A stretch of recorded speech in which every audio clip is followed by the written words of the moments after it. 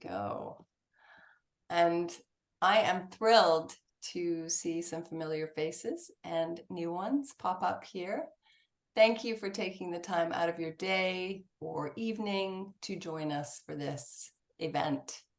And I wonder if you could pop your name and your location. I've got a few people with their cameras off at the moment.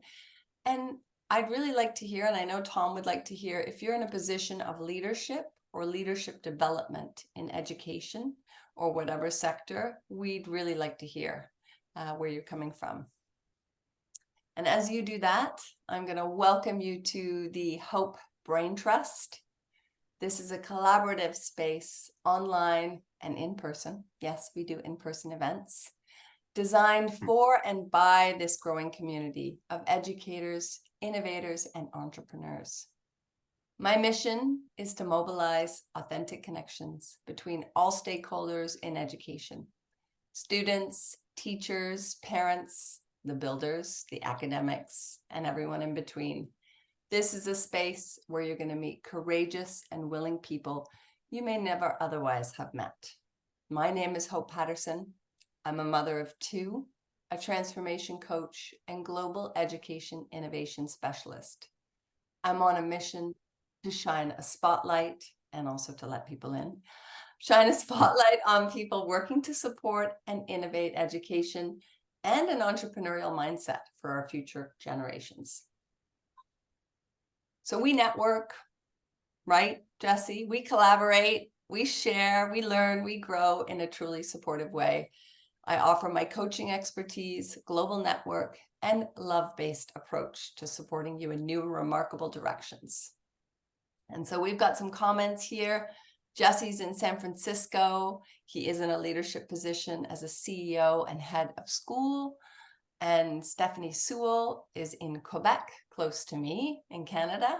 And she's an alternative education consultant and mentor, speaker, and facilitator. So as people come in, it would be great to hear where you're coming from and if you're in a position of leadership or leadership development. I'm going to focus on our special guest today, and Tom Lawrence will introduce more about himself shortly, but I want to begin by saying that Tom thinks about little else than how to support effective leadership. Right, Tom? Absolutely. He seeks out information, wisdom, practical tools, inspiring trainings to weave into his approach of supporting people of all ages to become generous, kind, and aware leaders.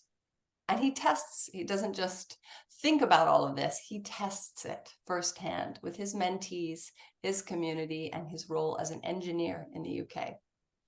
And what strikes me about Tom is his ability to be a hopeful beacon. His engagement with his growing global community is remarkable.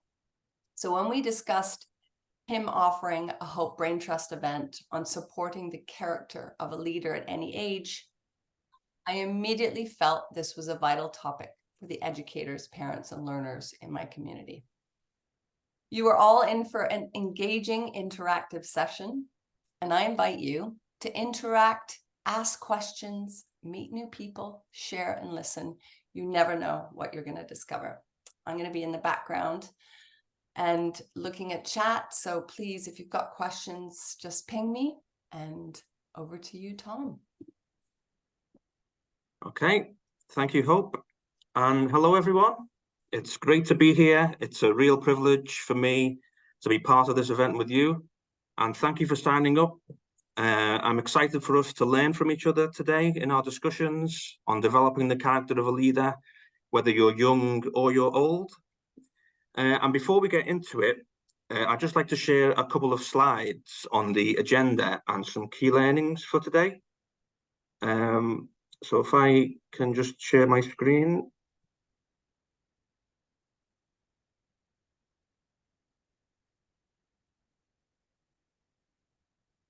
Okay, so can everyone see that okay? Yep, looks great. Okay, so I'm going to start with some thoughts on character development. That shouldn't take too long. And then following my thoughts, we're going to move into the first breakout session. Before we go into the breakout session, I'll give you a couple of questions to think about that you can use as part of your discussion with the people in the breakout session you're with. And then following that, we'll have discussion on our breakout session topics and any actions that we've taken during those sessions. And then I'll set up for the second breakout session, which will be a little bit different, and I'll give you a few more things to think about. And then we'll move into that breakout session. And then following that, we'll have further discussion and share any thoughts or feelings that came out of those discussions. And then we'll end with, if anyone wants to raise their hand and share an action that they're going to take away from today's event, and how they're going to put them into practice and how they're going to share them with their people. Okay, so I'll stop sharing. Right. Lots of discussion here, plenty of time to meet each other and dive into discussion. Yeah, I said discussion quite a lot there, didn't I? Right, so when you develop the character of a leader, whether you're young or old, you're making yourself more valuable. And leadership is influence, and to be a highly effective leader, we need to have influence. So how do you have influence as a leader of people? How do you increase your influence as a leader of people? Whether that's leading a team, a class, a community, a group of people, our family, or our friends, we need to earn our people's trust. That's how. If the people we lead trust us, then we can work together as a team really easily. If our people don't trust us, we all become individuals again. Now, trust is the thread that goes through every team in every industry in the world. That is the most common thing that every great team has in common. Trust. This is the thing that turns good teams into great teams, and then from great teams into highly effective teams. So what can you do to make your team trust you? Well, you cannot make someone trust you, but what you can do is make decisions and carry out acts that make you trustworthy.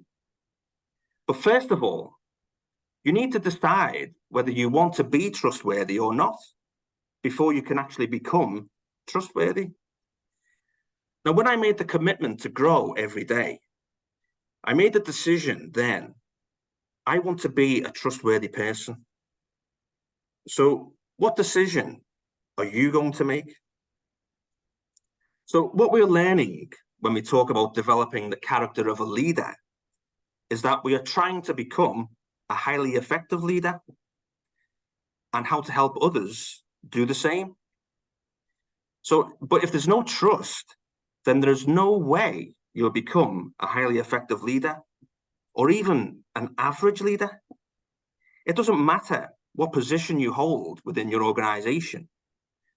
Trust is the foundation of leadership.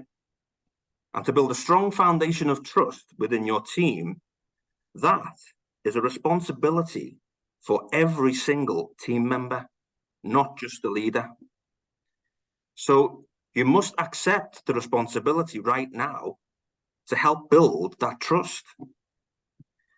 Now, I started my career when I was 16 years old, and I'm not going to tell you how old I am now, you can work it out. And I started out as a mechanical engineer apprentice. It was in 1999, and I was working for a huge automotive manufacturing company based in Liverpool, which is where I'm from. And they built the assembly lines that would cut and shape car engines for some of the biggest car companies in the world. For example, Ford, Jaguar, and Mitsubishi. And my job for my whole 4 years was to help build those assembly lines. I loved the work, but I didn't really care for the teams I was in. In fact, we weren't teams, we were individuals. We all had our own individual station on the assembly line, and to get through the day, you just had to complete what was given to you in the morning by the supervisor. That was it. I mean, it suited me fine because in those days, I was quite shy and didn't like talking a lot. I just wanted to finish my work and go home. I wasn't interested in building trust with anyone. And if I completed what I had been assigned, that was all the trust I needed. But later on in my career, when I took higher level jobs, I had to change my thinking, and I had to change how I saw myself. I was no longer an apprentice. I was a fully qualified engineer and working in a team of other fully qualified engineers. I was no longer the least ranked in the team, and I had a lot more responsibilities. I was now working in the railway, and I started there in 2005. And teamwork is imperative in the engineering departments. Our role was to fix the trains in quick enough time so that they can go back into service for the customers. Otherwise, we would have had a lot of unhappy, stranded people at railway stations, and you don't want that. So if we were going to work together as a team to accomplish our tasks, then we needed to trust each other. I needed to ensure that I was a trustworthy team member, and I had to see the others as trustworthy as well. Trust is everybody's responsibility, and it's a two-way street. So I needed to get over my shyness, start engaging with people, and build relationships at that stage of my career. And if I was going to be successful, then I could no longer be thinking just about myself anymore. When I saw an opportunity to build a relationship or make one stronger, I took it. I took opportunities to practice my leadership in the team. By doing this, I was becoming more trustworthy, and I started to help others become trustworthy too. And this would automatically build trust throughout the team and increase my influence with my teammates. Now, my career has been over 20 years long so far, and I've had a lot of experiences and made many mistakes, but I've learned from them. I've also learned a lot of lessons through working with and alongside some great leaders and some not so good leaders. And whether they had a leadership position or not, they were still leaders to me. And I would love for us all to become a more valuable person by learning from each other today. And I would love for us all to move on from this event and become a more trustworthy person. And I would love for us all to share what we learned today with others so that they can follow in our footsteps. And we'll all be able to apply what we learned today in any area of our life. Now, in most industries throughout the world, the people who are not in leadership positions do not have leadership development. They are not taught about character or leadership development because they're not leaders, meaning they don't have the management position or title. However, I know for a fact that these people are desperate for this type of development. They are desperate to make a difference in their team, their department, their organization, with their family, with their community. They are desperate to make a difference in the world.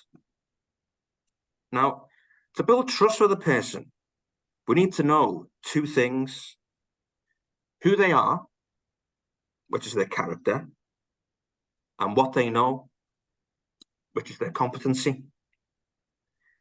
Now, character development is far more important than competency development. However, most organizations have it the other way around. They focus on competency and not character, which is totally wrong. And to be a trustworthy person, you need to know who you are. which means you need to develop your character. So that is why this event today has been focused on developing your character so that you can become a lot more trustworthy.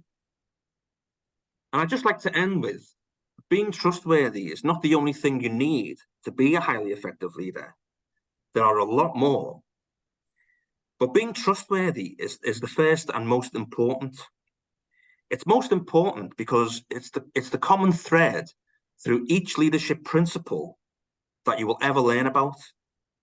It's the common thread throughout yours and every other team in the world. Now, other people will judge you on things that you've done wrong. So judge yourself on the things that you have done right. If you keep doing that over and over, you'll fall in love with yourself. And that is a major part of developing your character. Now, are there any questions before we move into our first breakout session? I just loved how much you said the word love. I'm just saying, it's not often I hear it matched with leadership. It's right up my alley for anyone who knows me. Any questions? Steve? Oh, you're just muted. Steve, you're muted. Are we going to dig into what it means to be trustworthy, or is that something I should ask a question about now? Tom? Well, we're gonna dig into that in the breakout session, but you can ask, you can. I was just, when you use the word trustworthy, I thought to myself, well, what does that mean? How does what are the earmarks of someone we'd consider trustworthy? Well, for me, when I consider, or the way I try and help myself become trustworthy is being the first to offer my help to other people. You know, because when you see, or being kind to other people, because when you see people, or when you be kind to somebody, you're not only helping them, you're helping yourself, because you've heard of the oxytocin in the brain. When you're kind to somebody, or if you even see an act of kindness, oxytocin is raised in the brain, which makes you feel good. So helping people and becoming more trustworthy helps you to feel good. And when you help somebody, it might not, you know, they might not remember what it was that you did to help them, but what they will remember is how you made them feel. And if you make them feel great because you've been kind to them, that's how you'll become more trustworthy. I like that. Steve's like, I'll take that. Amazing. Okay, so are we? Yeah, we're Happy ready to to move go into breakout rooms, and Yeah. Just before we go in, yeah, just before we go in, there's two questions I would like us to think about, and for you to discuss during your session is, how are you going to work on yourself to become a more valuable and trustworthy person? I've kind of just give you a little bit of a spoiler now from Steve's question, but also, how are you going to help your people to build trust with you? How are you going to help them to become more trustworthy too? Okay. in the chat. And this is Hope Braintrust, so this is an opportunity for you to meet new people. I'm giving you guys 15 minutes to meet each other, to learn a little bit about each other, and then dive into how are you going to work on yourself to become more valuable as a leader? And number two, how are you going to help people you work with to become trustworthy and build that trust with them? So we will see you in 15 minutes. Looking forward to seeing you on the other side.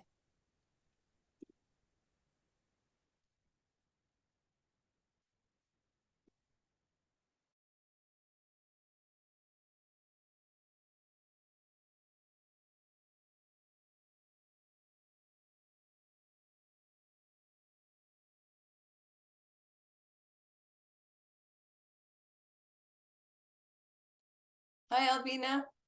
Are you able to hop in? No, I'm not able. Okay, do you want to speak or you're not able to speak? I can't speak. You can't? No? I can. Okay, nice to meet you. Nice to meet you too. Where are you calling from? I come from Tanzania. Oh, wow. My mother-in-law spent 8 years working there at a school. Oh, that is good. Yeah. And how did you hear about this event? Actually, I don't remember about it, but yesterday and today, when I entered in my email, I see that email to inform that today I'm going to have the brainstorm event. And also before 1 hour to come, I see my calendar notification that after a few minutes, I have to join this meeting. Yeah. Well, welcome. I'm in Canada. My name is Hope, and this is the Hope Braintrust. I don't know if you were here at the beginning, but we work with people all over the world to collaborate and support education, innovation. So welcome. And I would love to hear how you are going to develop yourself as a valuable leader. Do you have some ideas?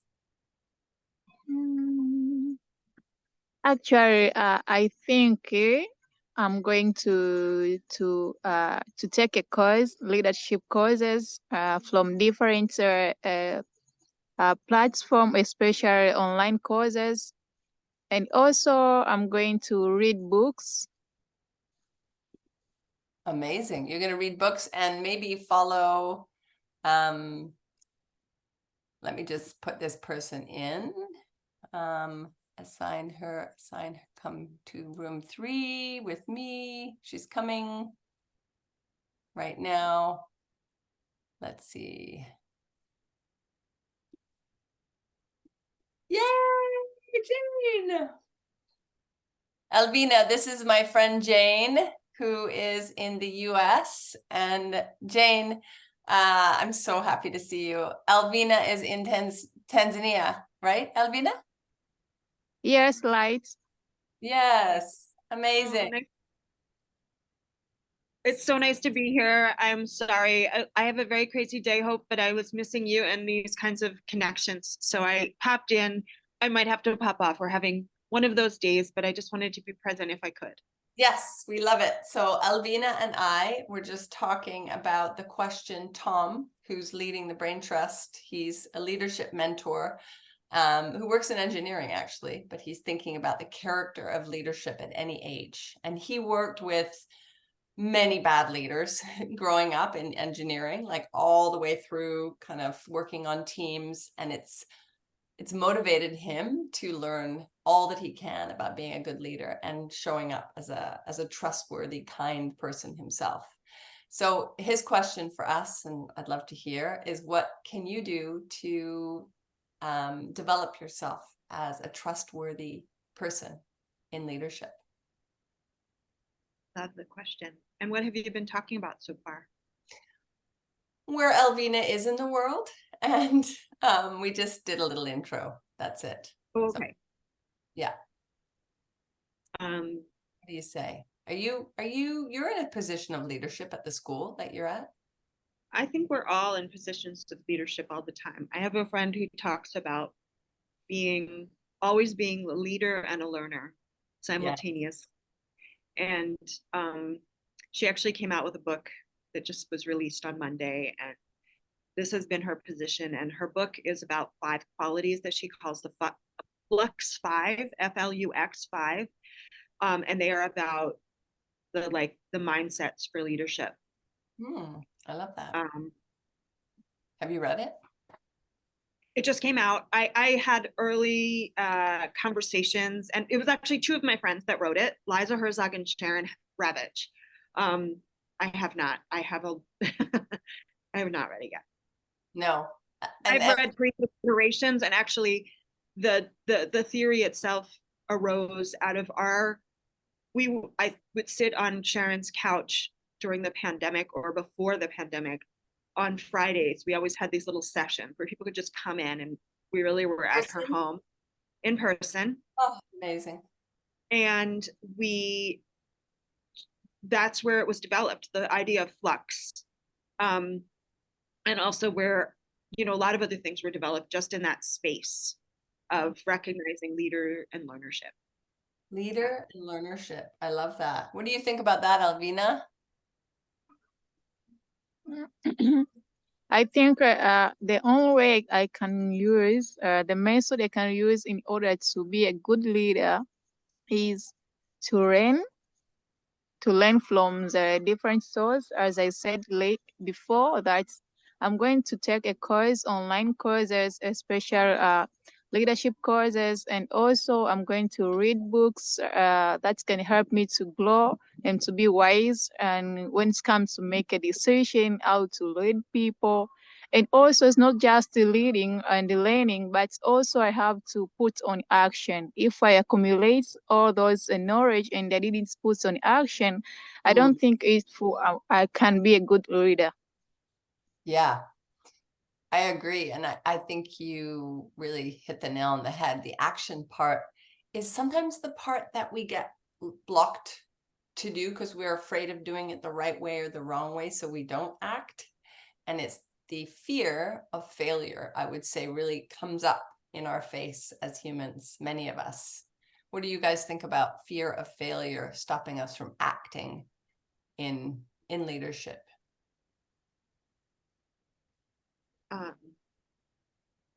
I think, or Alvina, did you have something?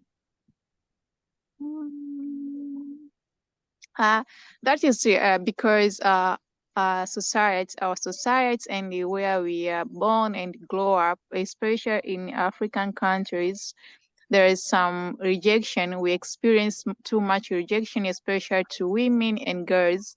So when it comes to be a leader or to get that opportunity to be leaders, previous it was very difficult, but nowadays we start to see that some women and girls that contest to that position to be a leader in the different organization. But the point of anxiety and fear is because of a judgment. Judgment and conditioning. Yeah. You bring up such an important point because it is really the different roles we play, the different identities we have show up in terms of like how we express a fear of failure. And I've also been thinking about it with regard to, I have a friend who just hosted, I think that the word salon is maybe a little bit pretentious, but she hosted a salon at her house on Saturday. And it was on neurodiversity and inclusion. And the thing that really stands out for me in that space was the necessity for psychological safety. And how do we create space for that? Because the fear of failure is real. We all have it. We want to do our best. The imposter syndrome, I know like people, we have wonderful people that I work with, and that always surprises me how much it pops up. And I think that if we can create safe spaces to be vulnerable, that allows us to sometimes fail. And it happened to me on Saturday in this conversation where you said that Tom is an engineer. Yeah. There was a woman sharing, she's a manager of engineers in the Philadelphia Water Department, which is first unusual for a woman to be a manager for engineers, yeah. I think anywhere. And second, a lot of the engineers identify as neurodiverse. So it is a complex set of skills. And she was able to be really honest, talking about her frustration. We were able to say, you can't use that language. You've got to be careful about this. You have to be open to this because we love her. We care about her. She's an amazing leader. She doesn't talk the way she was talking to us when she's in her work setting. But if we don't have spaces for people to be that honest, it is difficult for them to be leaders. That's a really great point, and psychological safety helps to build trust so that we can be ourselves, and then we can build trust with others. Tom's other question that he was asking was, how can we help people in our teams or in our environments to be better leaders? What are some of the things that we can do to support them? And I guess psychological safety would be one of them that you've just brought up. Yeah. What do you think, Alvina? What can we do to help other people be the best leaders they can be?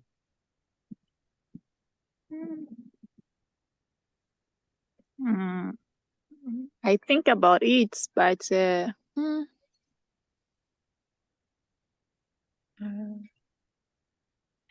I think we can create a conducive environment that can help them to believe in themselves, that they can be a good leader. Yes. I agree. And what is that environment? Include. I have a friend who runs a nonprofit, and he has been there for a long time. So he's held many different positions, and now he is a leader of the organization. And he created for this organization a human-centered design approach to running his nonprofit, so that the people on the ground doing the work are the people that the leaders, or the traditionally named leaders, are looking to for leadership. They're the ones making the decisions because they're the ones that are actually in there in the work. Yeah. And his model is really beautiful. And hope I constantly want him. He's a wonderful sort of connector and presenter. His human-centered design approach is something that I've had the opportunity, when we just started our school, we have a school of thought, and he was our first presenter to talk about having a human-centered design approach to develop leaders. So you look at their journey of everybody in your organization, and you understand what is really happening on the ground, because it's one of those, I feel like you can't lead without necessarily knowing that. I don't know if that's true. Can I just Maybe add that's to a that? big. You're hitting what I feel so strongly about. I'd love to meet this man, first of all. Yeah, yeah. But He's a good friend of mine. You're hitting the know your people. In order for them to become great leaders, know them, get to know them, take the time. Building trust is about showing up, I think. It's about being reliable with your word. If you say you're going to do something, if you and you can change your mind, but being reliable with your word and showing up and being present when you show up, to really listen. And I think doing your best to listen to what the other person really is saying, as opposed to what you want them to say or what you're filling in the gaps for. And I think there's a real distinction there. And that will create that psychological, or help to create safety. Because if someone feels seen and heard, and I'm sure you feel this with kids.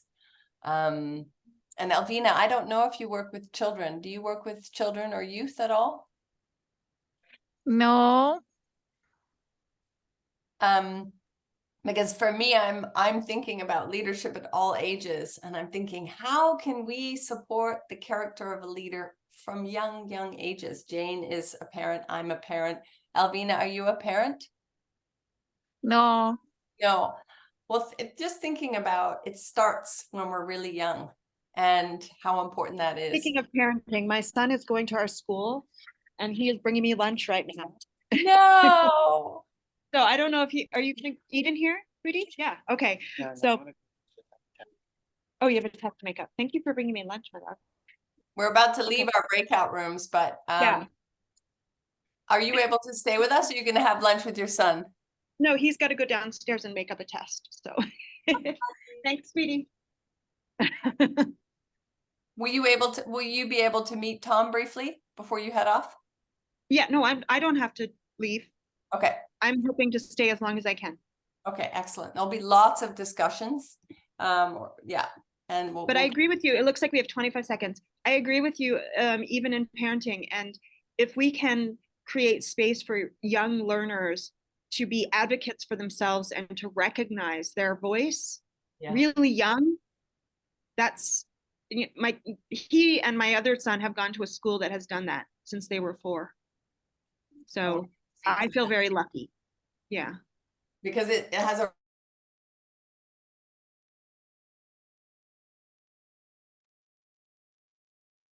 hello. I think most people are muted.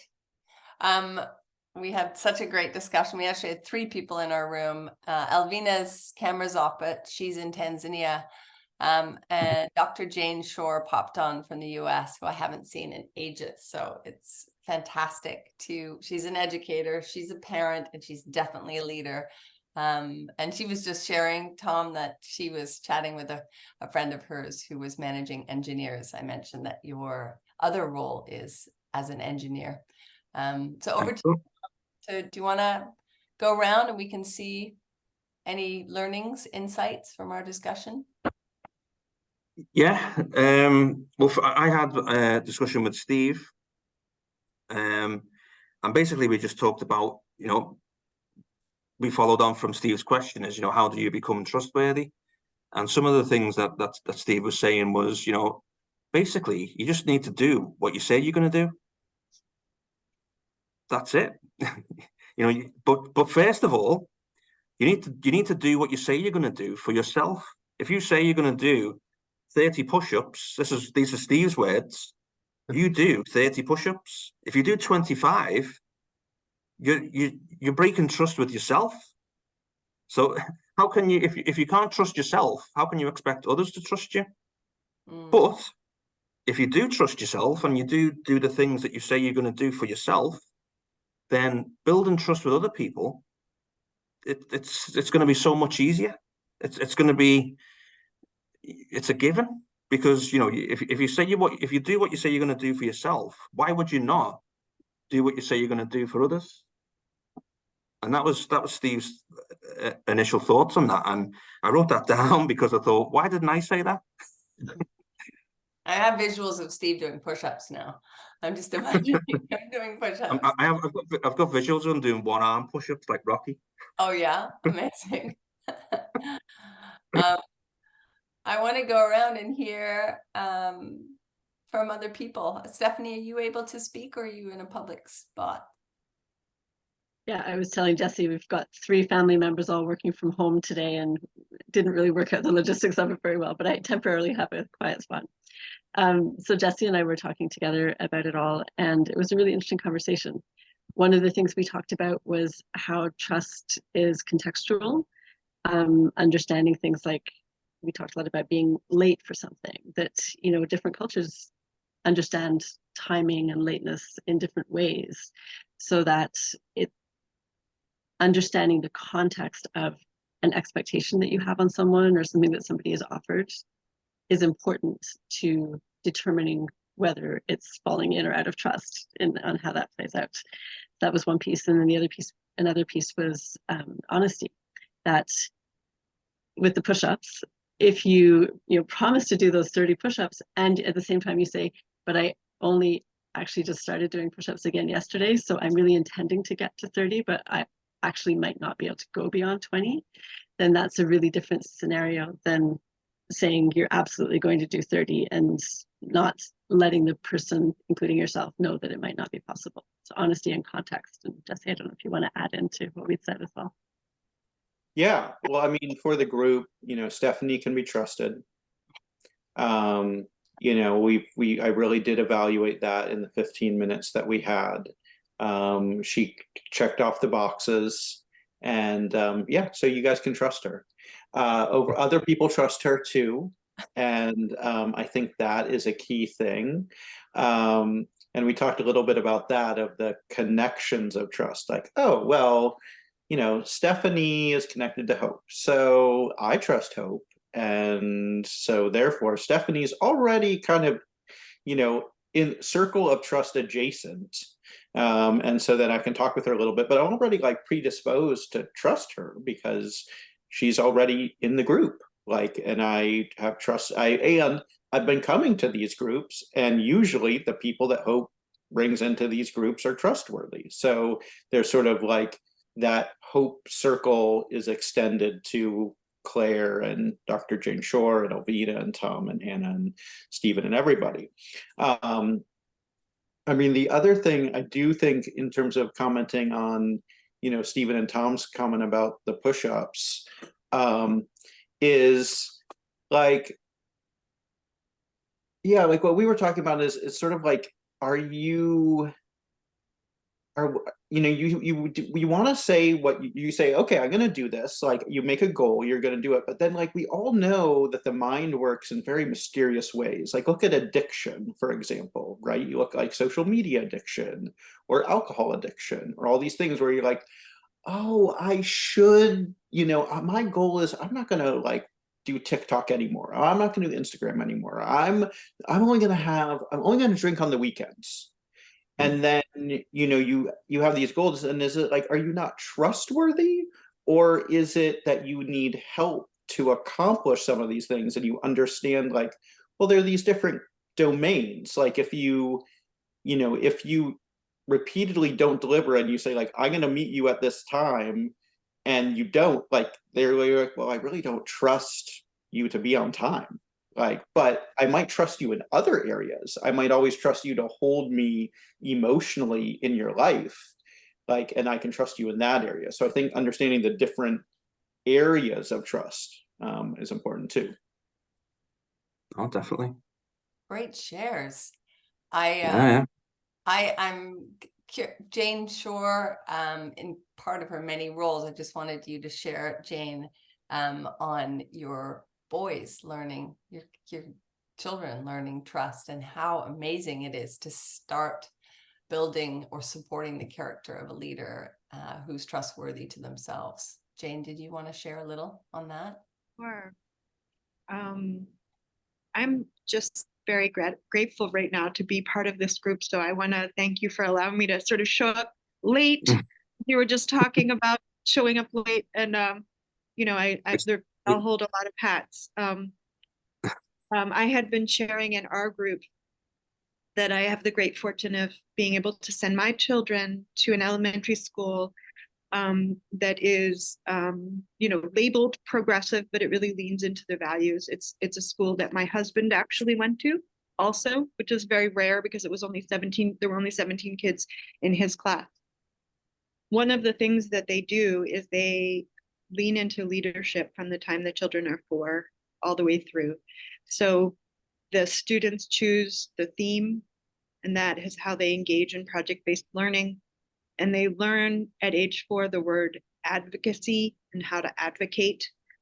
And they advocate for the things they want to study. So the content is decided by the students. And I remember when my little boy, when he was 4, he advocated to learn about slugs, but the rest of the group wanted to learn about deer.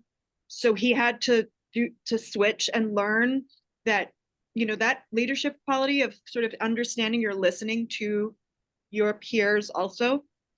And so I think that part of what we were talking about and how this threads together is that is the benefit of recognizing young leadership development, youth leadership development, recognizing that they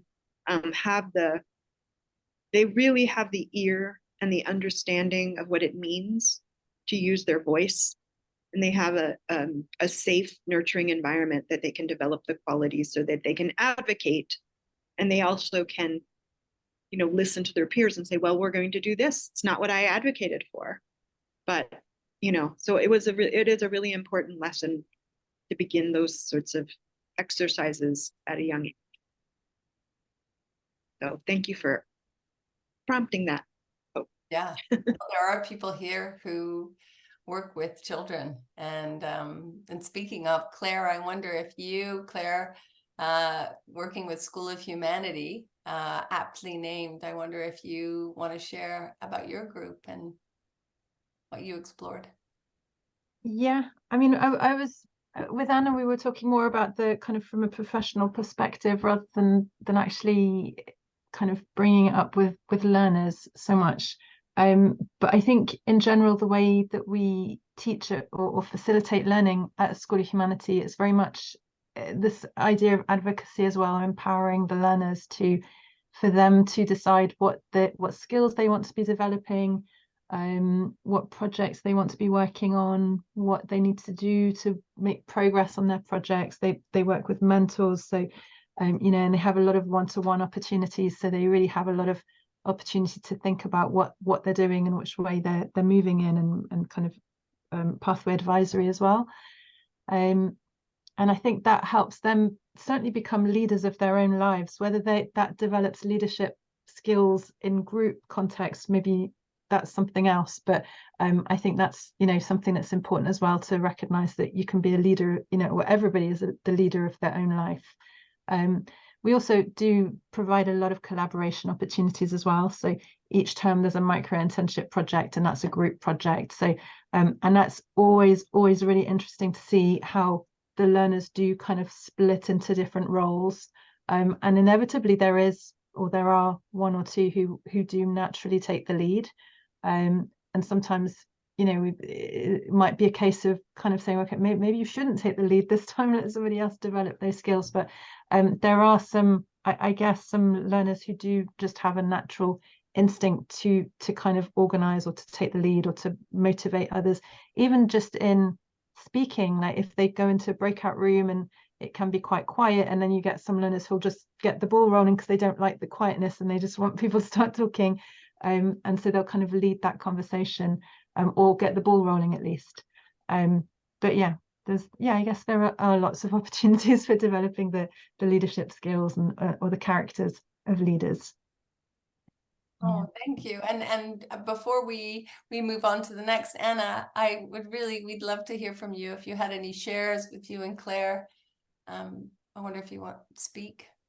Well, we had a really interesting conversation, and we were focusing on the skills that you invest or that you need to build a character as a leader. So we spoke about effective communication, active listening, and non-judgmental approach, kindness, like Tom said, holding space also for others, do what you say and say what you do, have an excellent follow-up as well. So, and we were also saying that leading by example, so how do we inspire others to do the same? What they see in your behavior, it has an impact, it has an emotional impact on them. And if it's positive, they are inspired to do what you're doing. Yes, I was just about to call on Elvina from Tanzania, but she popped off. I think she had to go. She also was talking about safety and the importance of listening with Jane. Yeah.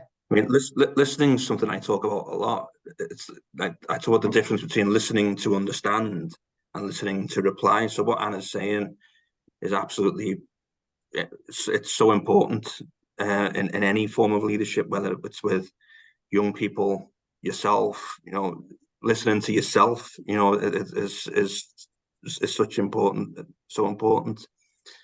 I'm just so glad we're recording this, because all these things that are coming out from everyone, my handwriting's not going to be fast enough to take all this down. So, but thank you very much for being a part of this today. It's a real privilege to be here with you. Steve has a question, I think. Go ahead, Steve. Yeah, I wanted to add one thing from the conversation that Tom and I had.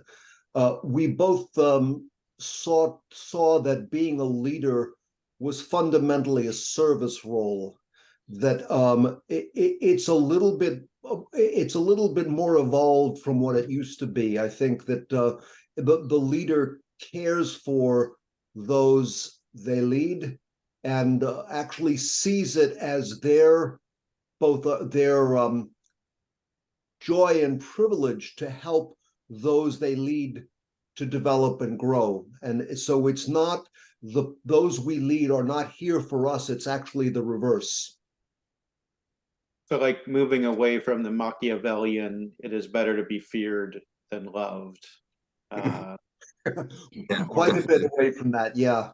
yeah. So it's like the difference between dictatorship and leadership is what I sort of came to is, you know, telling people what to do rather than inspiring people to come up with their own solutions to problems and empowering them to implement those solutions is, you know, I mean, being in the engineering world, it's still quite dictatorial, shall we say, but it is getting better, and hopefully I can be one of those people that can make it better.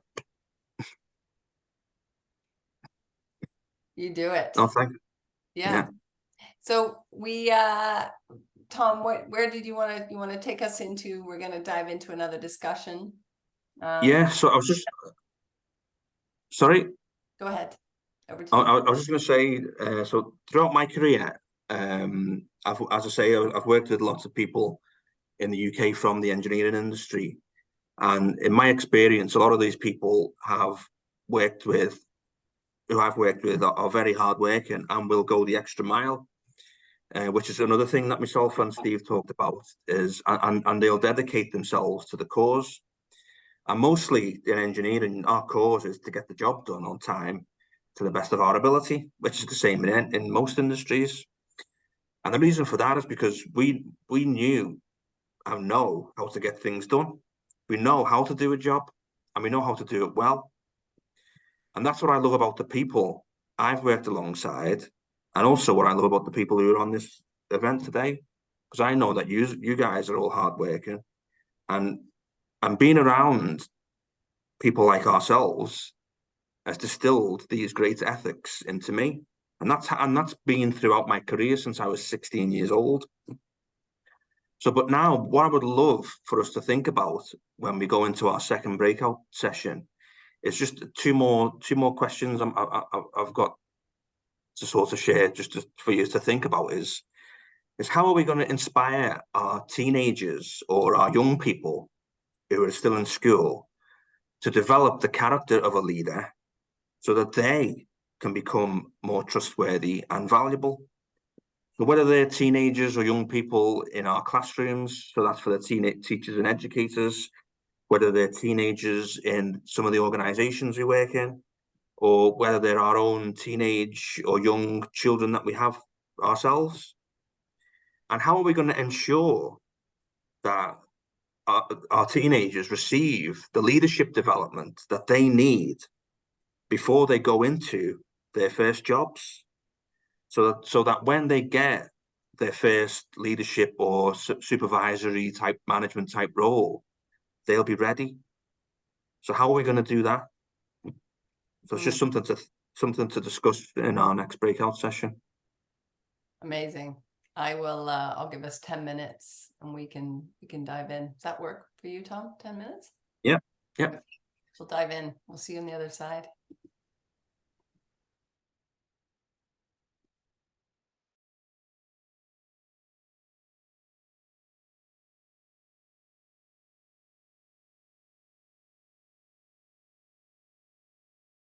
Oh, you're muted, Hope. You're muted. Oh, muted.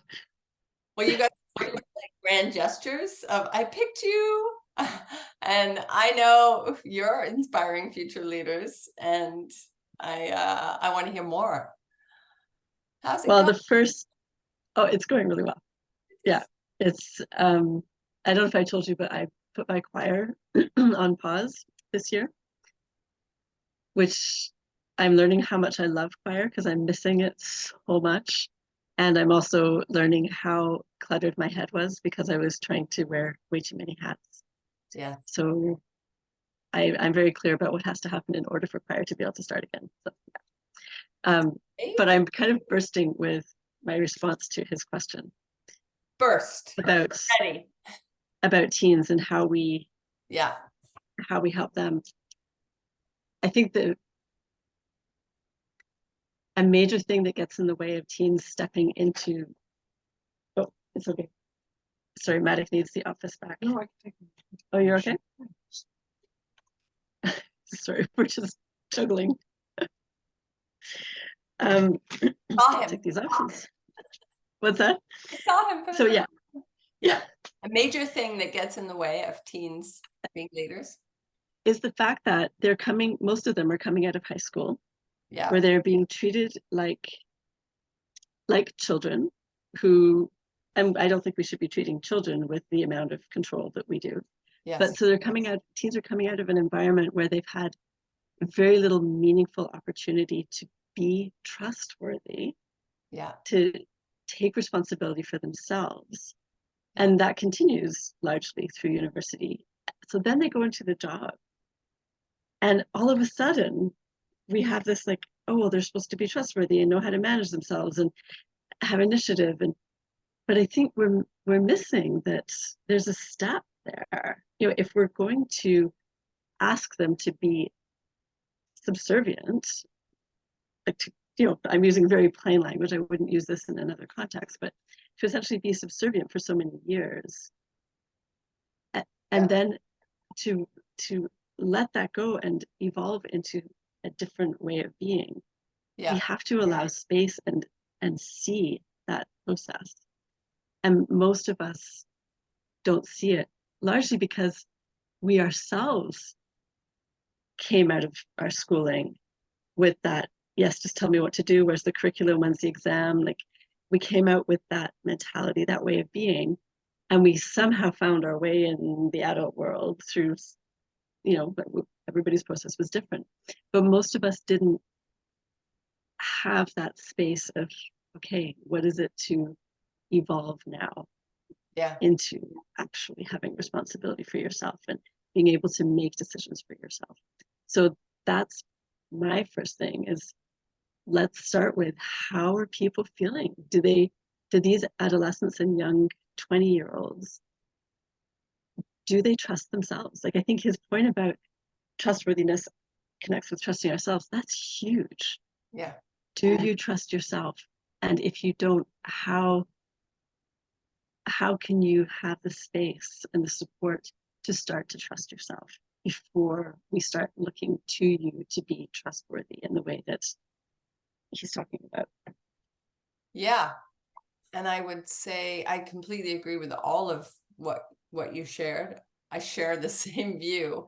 And I think that's what's been so compelling to see young people who are homeschooled or doing self-directed learning with families who are willing to take a lot of the guardrails and all of the construction around kids to protect them from failing or going the wrong path, but like allowing them to be in this spaciousness where they get to decide. Seeing the bravery and willingness to do that in these families and with these self-directed kids, and when Sophia was, it's so amazing what that builds in themselves for life. I can almost just like meeting self-directed kids, their trust and their sense of self feels more grounded. I'm just going to say it, like, it just feels more grounded.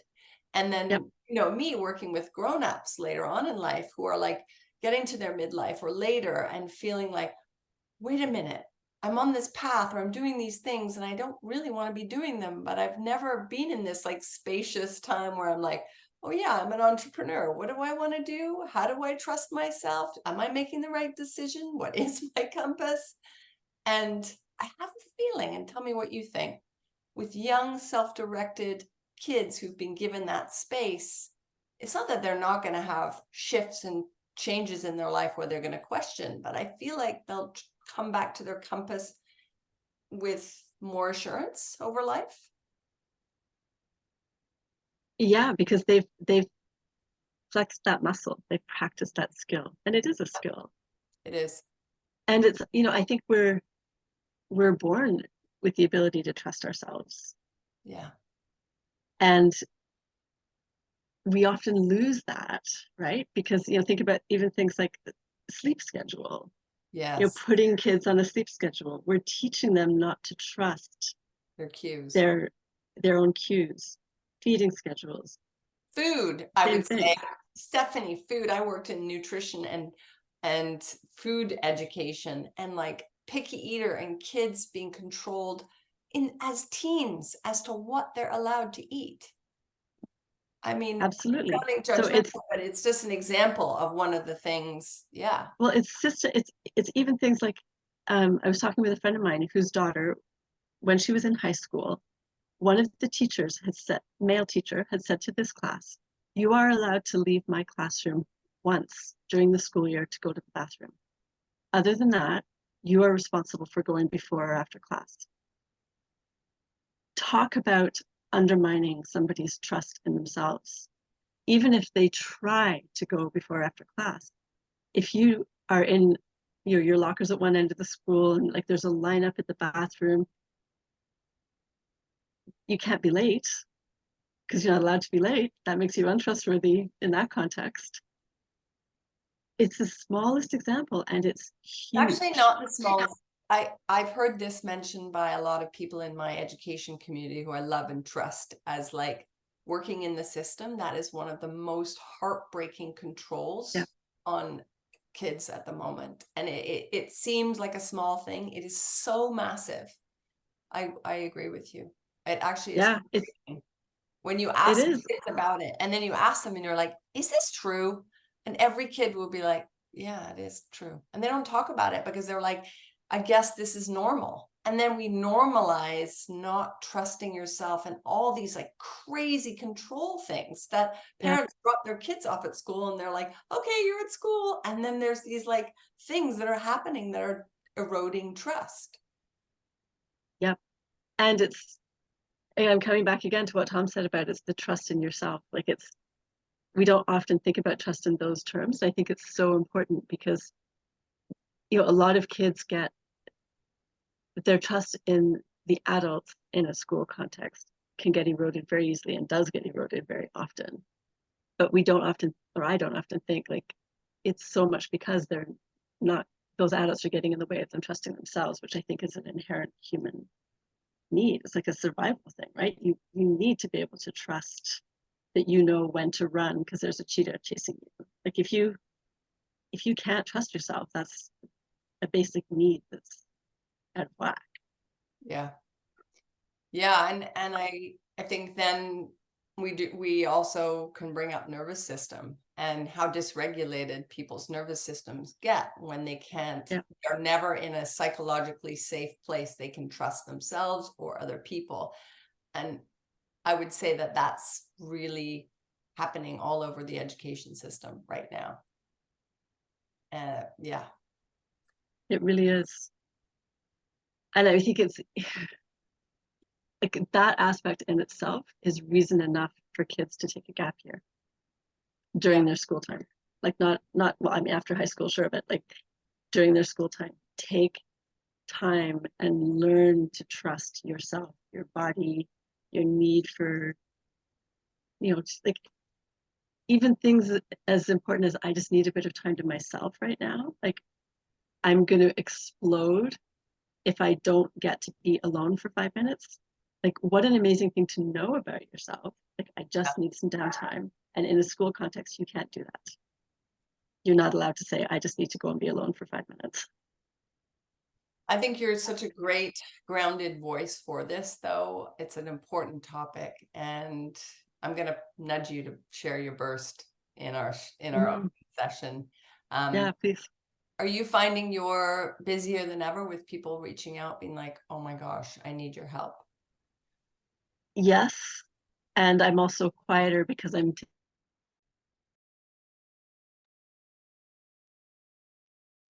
Sorry, Stephanie, you got cut off.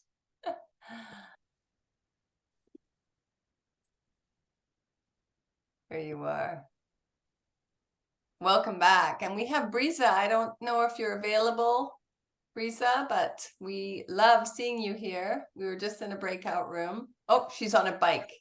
You know what I love about Brisa, I have to tell you, is she will show up.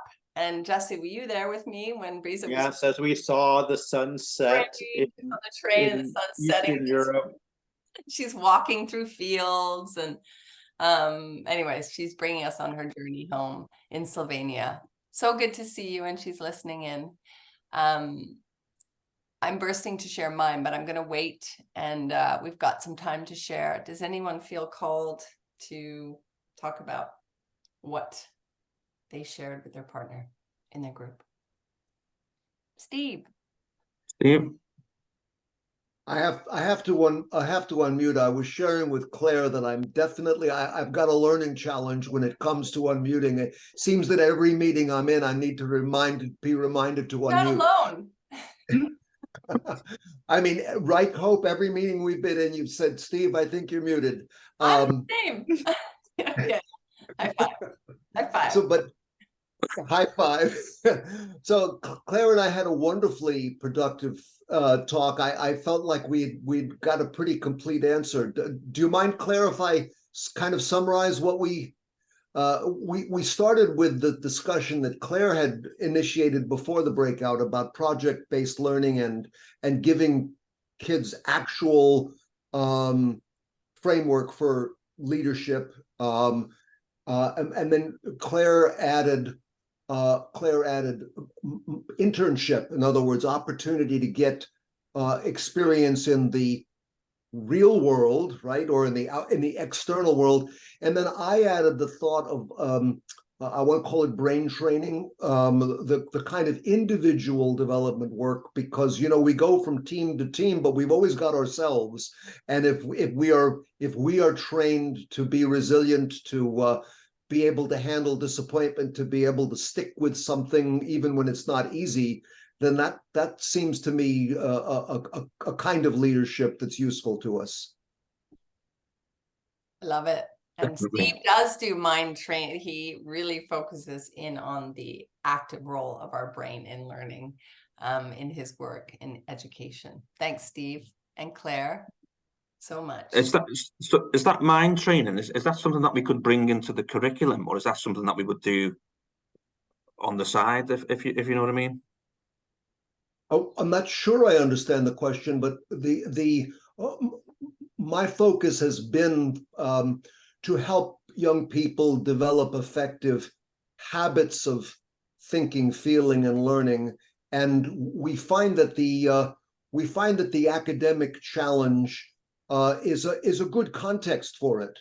In other words, we've long understood that sports is not a bad place to develop character. And sports is a good environment to develop teamwork. I personally have had music as an environment, so why not organic chemistry? Totally. No, definitely. And I'm sorry if the question was unclear. I meant, is that something that we could do in the classroom with the students, or is that something that we would do outside the classroom? When I said curriculum, I meant within the school curriculum. I think that's a great question. I think it's a partial yes. I've been, as many of you here know, I've been at work on this with I have a series called Empower the Students, and I'm really trying to get my brain around what the future looks like, and I love project-based learning in terms of what we do in the classroom, and I'm thinking that I think about delivering some kind of curriculum in the most efficient possible way so that the classroom time can be spent on these collaborative activities. I don't know if that answers your question, but so I would say, Tom, it's a partial yes. Yeah, all good. I just popped Steve's a little bit more about Steve in there for anyone who doesn't know about Much Smarter. It's in the chat. Does anybody else want to share? I can. Okay. Go ahead. So I was just going to say very, very quickly, in my chat with Anna, I started the conversation with, what are your thoughts on how to help teenagers or young people develop the character of a leader? And Anna told me about her work with university students in France. She's a mentor. And I was going to say, Anna, do you want to sort of enhance on that? No. No? I do like when just, people are working with different angles of education and support here. It's great. Yeah. But one thing that Anna did ask as well is, she said, I want to ask you a coaching question now, Tom. For you to get your message across to teenagers or young people, what's the easiest way that has the most impact? And she made me think, and I'm still thinking about that one. It's a great question, and it's one question I think I'll take away and ask my own people on that one. So thank you, Anna. And that's a great segue to Stephanie, who's about to speak, who I'm not sure, Stephanie, if anyone who doesn't know Stephanie's work, she works with teenagers and families, but she really works as an education consultant and support for teenagers. And she was bursting, and she's about to burst with her feelings about the question. Over to you, Stephanie. I burst with hope in our breakout room, and now I'm calmer. So I work with, as Hope said, with kids and families, with teens in particular. A lot of the teens that I work with have needed to leave school because school is not working for them. So they're dealing with anxiety, depression, whatever's going on, their well-being is not being supported by being in school. But in many cases, they really would much prefer to be in school. So it's a real challenge for them to be in this new space of homeschooling when they actually don't really want to be. So when you asked your question, Tom, about how do we help teens learn about leadership and even looking ahead to their early career moments, I think one of the big things that we don't take into account is that in a school context and in a university context, people systematically are being told what to do and they're being told what to do, so that erodes their ability to trust themselves. It's down to things like when you're allowed to go to the toilet, when you're allowed to eat, what you're allowed to learn, when you're allowed to be alone, when you have to be with other people. Where the context of school, the institution of school and university, systematically takes apart the trust that humanity or humans tends to have in ourselves. When we're born, we trust ourselves to get fed, we cry. We trust ourselves to sleep when we need to sleep.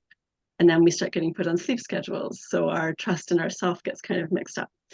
So I believe that if we're going to think about how to support teens and young adults to be in roles of leadership that involve trusting others and trusting themselves, we need first of all to think, what's gotten in the way of them being able to trust themselves and others?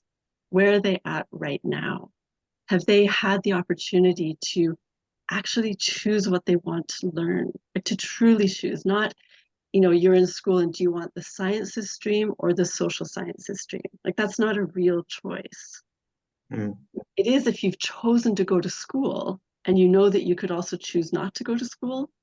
But most people aren't in school like that. Most people think they have to be in school, which means that any choice they have in school is a choice within a non-choice.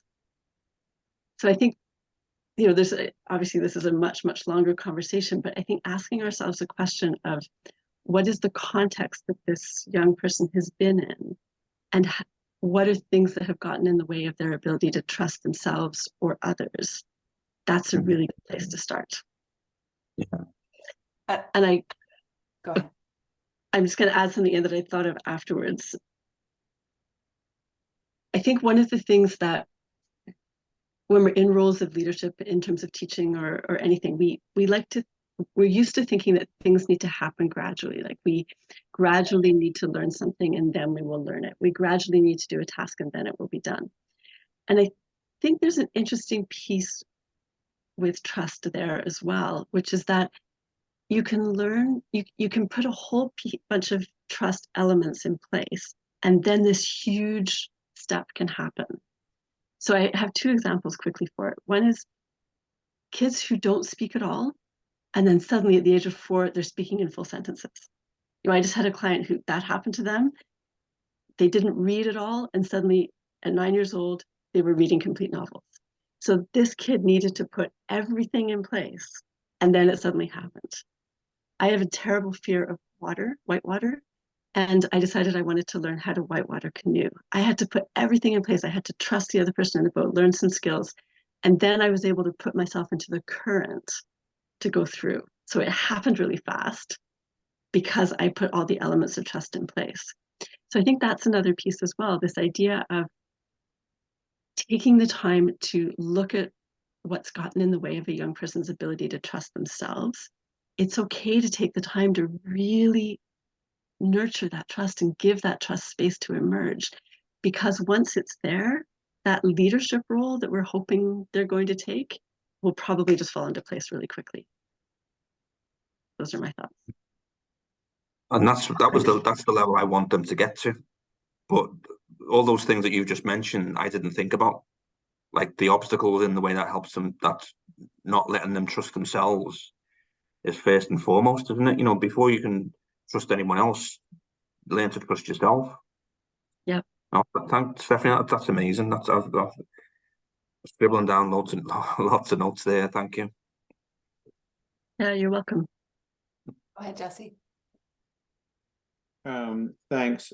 Well, Jane and I didn't actually talk about this, but I do think that this the setup in most schools, most traditional schools with exams and tests and assessments really erodes trust, and it really sets up like an us versus them setup, right? Where it's like the teachers are the gatekeepers and they're gonna maybe trick me, like, and I'm gonna get nervous. And if you're nervous and anxious, those go against trust. Those are putting you in a place of not trusting. And Charlotte, my daughter, who last night we were talking because she has a Spanish test, I think tomorrow, and then also a science test. And it was interesting what she was saying, where she was like, the Spanish test she's very worried about because, for one, she doesn't know what to study. The teacher hasn't been clear about what to study. So it's sort of like she's nervous that she's not going to perform well because it's not focused enough for her. But then when she was talking about science, she said, oh, I'm fine. Like, Tasha's a different teacher. Like, Tasha, like, science will be fine because it's Tasha. I was like, oh, interesting. So already there's this sort of setup where, like, Charlotte thinks like science is okay because Tasha has somehow set this culture in her classroom that's different than the Spanish teacher's culture. And so you can already see that, like, Charlotte's getting really nervous about Spanish, and then that's detrimental to the trust in that class with that teacher. And then already she's feeling more and more comfortable with Tasha, and she's only a month into school. Oh, yeah. I mean, that's a different way, a completely different way to look at it, isn't it? Like, as you say, it's not about, you know, how do we instill our teenagers to become more trustworthy and build leadership skills, is actually the environment that they're in. Because leaders are supposed to create the environment that helps our people to learn to lead, grow, and increase their influence. And if they're not doing that, then how can it's impossible, isn't it? Yeah, Steve? So yeah, I'm hearing these threads and just wonderful contributions, Stephanie and Jesse.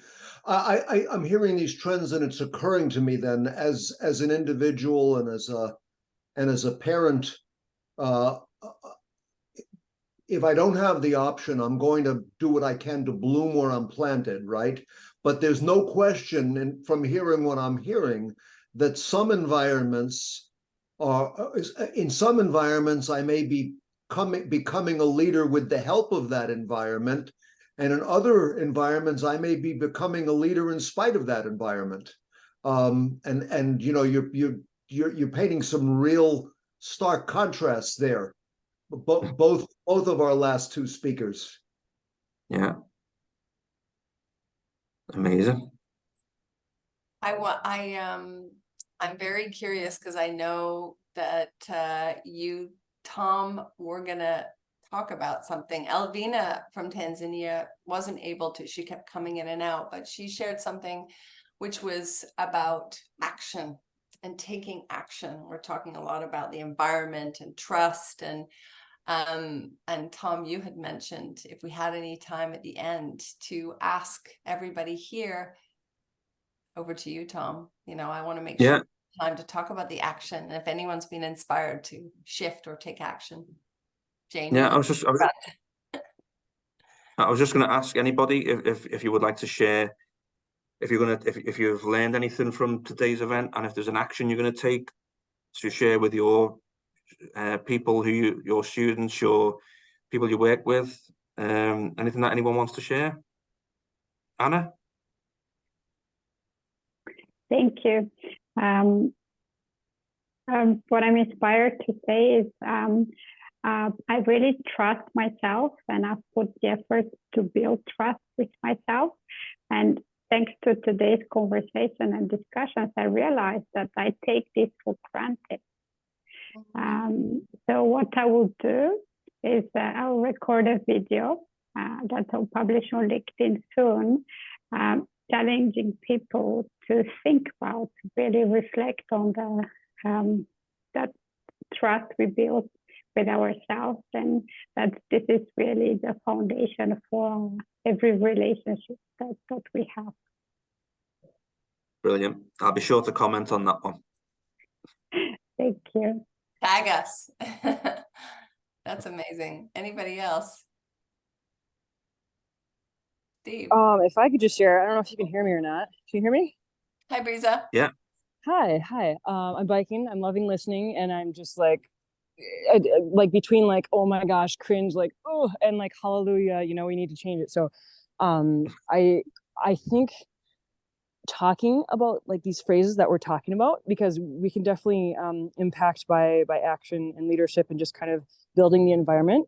But I think in certain cases, it can be beneficial to actually describe like what we're trying to do, just so that if students are open and ready for it, they're like, ah, okay, I'm like with you there. I can see how, you know, you're trying to be intentional and trying to build these different things. And sometimes those voices then will perhaps pop up at a certain moment for that student, be like, ah, I can trust myself. And it's like a new language. It's not, you know, it might be shaky at first, but it's, oh gosh, I was just talking with so I'm substitute teaching in this school, and I'm probably just going to shake up the school. I mean, like in a really quiet kind of whenever I can talk to a small group of students or an individual student that's like kind of ready, because I've been just kind of hopefully inspiring or empowering them to like take even a little bit of their, sorry, there's a loud bus near me, a little bit of class time to say like, what if you had 10 minutes? What would you do with that? And kind of helping them understand that like part of it could maybe be in their hands, even though they don't like the way that the Slovene teacher, you know, does the worksheets and does the traditional things that she's always done. And they're like, because they kind of understand like she's not going to change everything. And I'm like, that's true, that's fair, you know, because you want to be realistic enough. But then just kind of planting that, like, what if it could just be a little bit better? What if you could trust the thing that you, so I like the language, I guess, is the connection I'm making, like, ooh, that's so true. And yeah, the difference between the teachers, like the one sets me up for what I'm doing, and the other one is just like kind of confusing me. So there's so much. So thank you all for what you're contributing and the questions that you're asking and all this goodness. And thank you, Hope, for your comment before, because like we all show up for what really matters. So this is completely everything, you know, this is everything. And so yeah, that's what I got. So thank you so much, all of you. Thanks, Breeza, on your bike. Breeza. Anybody else? Stephanie. I think a big thing that I hadn't really thought about enough before, and I really appreciate you, Tom, for sharing this, is the idea of trusting ourselves. It's so I sort of started to share how that's playing out in my, as it connects in with other things that I think about, and I really appreciate the chance to express that here and to start looking at ways of expressing it, so that families who are in these like crisis situations where, you know, their kid's not going to school and it feels like the end of the world, it feels terrifying because we just don't know all of that, like to help them to start to bring this notion of trust into that. And as part of that, there was a moment I had with a parent who, you know, their family was in a really tough situation, and through all of this chaos that was being described, she said, but you know, I trust my daughter. like whatever winds up happening, I truly trust her. And that's a really powerful statement as well. And I think to be able to say that, it's like, I truly trust myself, or I truly trust someone, and then to see where that takes you in your thinking and your feeling as well is something interesting to explore. Oh, Amazing. I love that. And I think there's threads. And Steve, I don't know if you wanted to share or if it's past. No, I did have one. I wanted to just give a shout out to Tom and a thank you. I'm going to be more mindful of this whole word trustworthy when it comes to leadership, because I think it's a beautiful word with many dimensions, and that really that's the indispensable piece. There are many other pieces to leadership, but without trustworthy, the others don't have the same meaning. You're Well, thank you, here. Stephen. And thank you for our conversation earlier. It's really made me think differently. Go ahead, Jane. You're just on mute. I'm just saying goodbye. I'm sorry. I just have to pop up. Thank you for letting me join. Thank you. I'm just going to share my action, and my action is nudging all of you to share stories of trust. You know me, I'm such a big storyteller. You know, we're connecting to Tom's story as an engineer. We're connecting to Steve's story. We're connecting to Stephanie's and Claire's and Jesse's.